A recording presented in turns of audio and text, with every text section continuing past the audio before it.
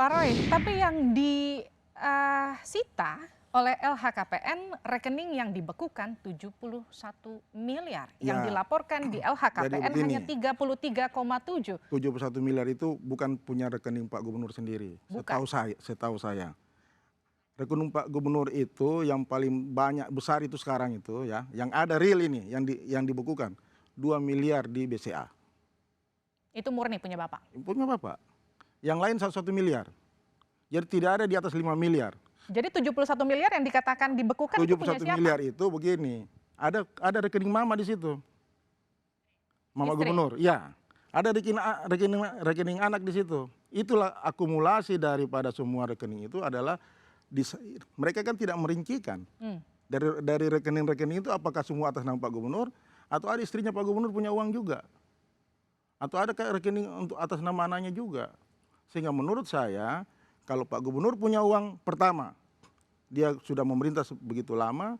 Yang kedua, di Papua ada kebiasaan tidak menyimpan uang di bank. Yang ketiga, Pak Gubernur juga punya tambang emas di Mamit dan fotonya segera dan dokumennya segera dibawa ke Jakarta untuk nanti diberitahukan kepada KPK. Pak Roy, tapi artinya 71 miliar dimiliki seorang gubernur itu masih hal yang masuk akal? Menurut saya masuk akal kalau di Papua. Kalau di Papua? Masuk akal kalau di Papua. Dan dia bukan baru kali ini ya. Dia sudah memerintah 20 tahun di Papua. Wakil gubernur, wakil bupati, wakil gubernur 2 periode. Tambang emas dilaporkan di LHKPN sebagai salah satu sumber pemasukan seorang gubernur? Itu kan tambang tradisional. Tambang tradisional kan. Yang Pak Gubernur kemarin katakan proses perusahaannya itu sedang diurus. Tapi secara real tambang itu berjalan untuk rakyat. Tambang itu berjalan untuk rakyat, Ya. tapi kan menimbulkan atau menghasilkan pundi-pundi uang untuk gubernur. Iya, menghasilkan. Pasti ada setoran. Dia kepala suku. Kok tambang saya punya. Sebenarnya kalau dilaporkan ini nggak jadi pertanyaan dari mana uang 71 miliar rupiah. Iya. Itu juga disebutkan oleh Wakil Ketua KPK. Ya nanti karena tidak pernah dipanggil. Pak Gub kan nggak pernah dipanggil. Kalau gitu datang saja untuk menjelaskan, nggak mau. Pak Gubernur pasti datang. Saya ingatkan. Nah, ini saya ingatkan. Datang kemana? Datang kemana? Datang ke Jakarta. Akan datang ke Jakarta? Akan ke Jakarta. Saya pertemuan Pak Gubernur itu sebelum saya ke Jakarta itu hari Selasa malam. Ketika ada panggilan ini. Tapi waktu itu ada dokter pribadinya beliau namanya Dokter Mote. Waktu dia dengar Pak Gubernur ada panggilan, dia bilang saya datang. Saya menjelaskan itu. Saya menjelaskan itu. Ya, saya menjelaskan itu. Tapi Pak, waktu itu tekanan darah Pak Gubernur 195/130. Beliau ini sudah 4 kali stroke. Jadi rekomendasi Dokter Mote mengatakan Bapak tunggu dulu. Kita lihat perkembangannya. Karena jangan sampai ada apa-apa Bapak itu lebih berbahaya lagi. Jadi kita nanti tunggu sampai dengan hari Sabtu Minggu. Bagaimana perkembangan daripada kesehatan Bapak Gubernur.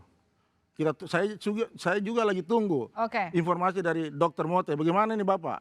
Jadi artinya kalau Bapak sehat, Bapak akan datang? Bapak akan datang. Bapak tidak takut. Bapak sudah sampaikan. Roy sampaikan sama mereka. Itu Bapak yang tidak kita takut. tunggu. Kalau memang tidak takut, Bapak tidak datang takut. dan jawab. Nah sekarang Bapak sakit. Ini kan persoalan Bapak sakit nih. Ada 2 kendala.